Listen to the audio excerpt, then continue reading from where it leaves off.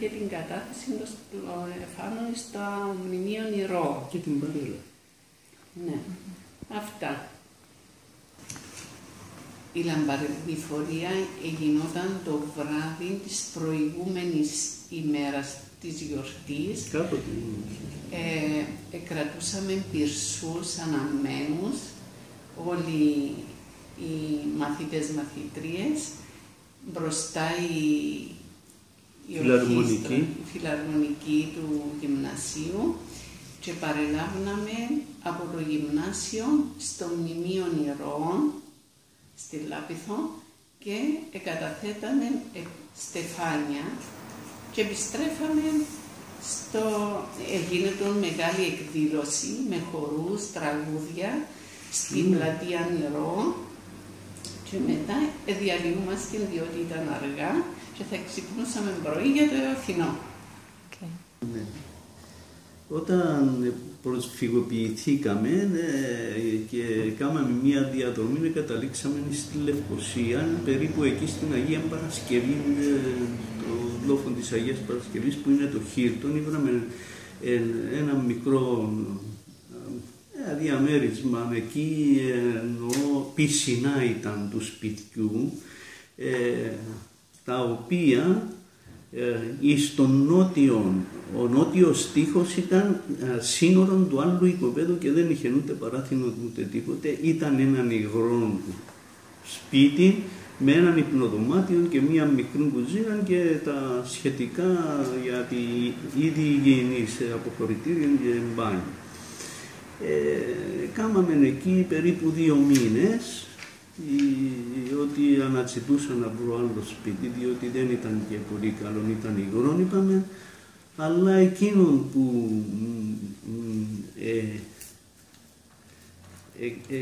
προσπαθούσα να βρω το συντομότερο σπίτι ήταν ότι η αυλή έξω ήταν χωματένια. Τα παιδιά μου, 2 κόρες που είχα, 2 κοριτσάκια,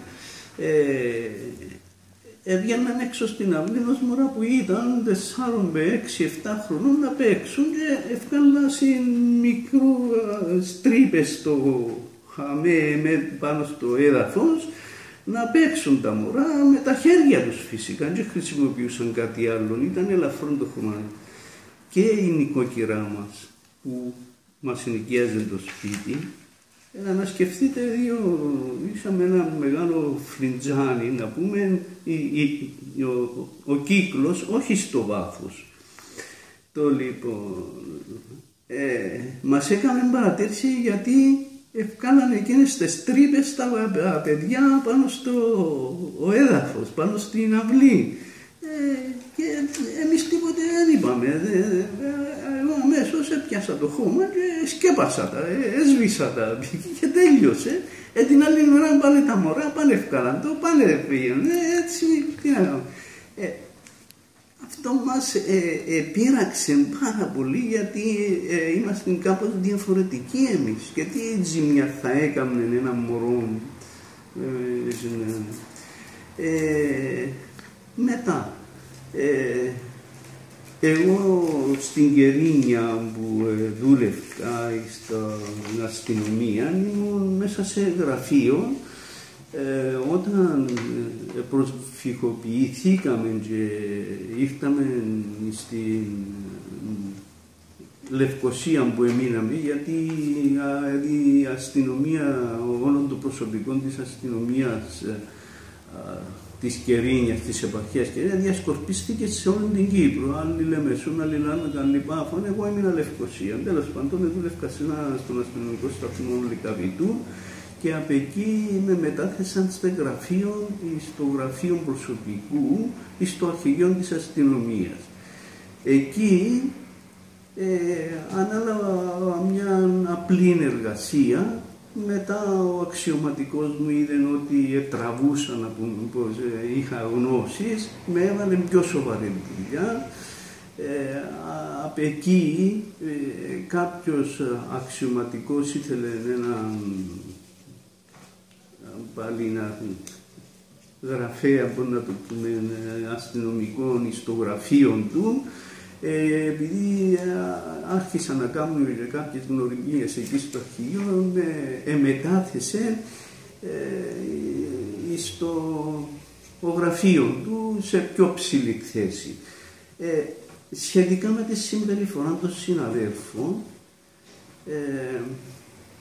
δεν μπορώ να πω ότι ήταν εκείνοι που έπρεπε να ήταν, όσον αφορά, επειδή ήμουν και εγώ ένας παθών, έπρεπε να πούμε να με περιβάλλουν με κάποια αγάπη, αλλά πώς να το πούμε, δεν το ένιωθα τούτον, επειδή βλέπαν ότι με βάλαν και πιο σοβαρή δουλειά και εμείς κάνουμε εκείνοι πίσω φοβούνταν ίσως γιατί το βάλουν, να τον προαγάγουν, τέλος πάντων. Δεν θέλω να πω πολλά λόγια για το πράγμα, να περιαυτολογήσω, αλλά δεν ήταν εκείνη η σωστή η εκτίμηση και αγάπη που έπρεπε να έχουν για έναν πρόσωπο που ήρθε, που έπαθε, που προσφυγοποιήθηκε. Αυτά. Όταν πήγα στο άλλο το γραφείο, πράγματι ένιωσα την εκτίμηση του αξιωματικού μου, ο οποίος φρόντισε, και εγώ ήμουν και περασμένος για εξετασία για προαγωγή και φρόντισε, με σύστησε και προήχθηκα. Εκεί εργάστηκα πολύ καλά, ευχαριστημένος, όλοι με εκτιμούσαν, οι αξιωματικοί μου, και αφιπηρέτησα, μπορώ να πω, ευτυχισμένος. Το καλύτερο πράγμα πρέπει να θυμάσαι, να έχεις αναμνήσεις, να διηγείσαι τα παλιά σου, να το πούμε, και τα καλά και τα κακά, και τις καλές ιστορίες, να θυμάσαι καλές ιστορίες, να θυμάσαι